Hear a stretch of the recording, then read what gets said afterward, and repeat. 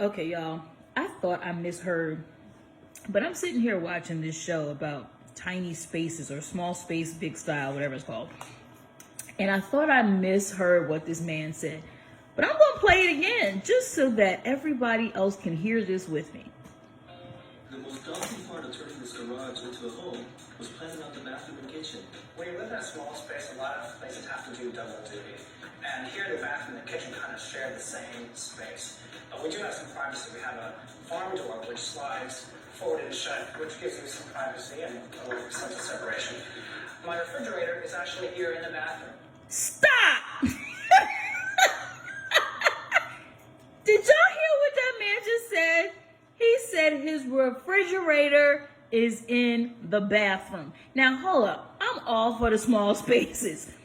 But his refrigerator is in the bathroom. Let's continue. Doesn't bother me whatsoever. It bothers me. And that's why I am not one of your guests. Ew, ew, and ew.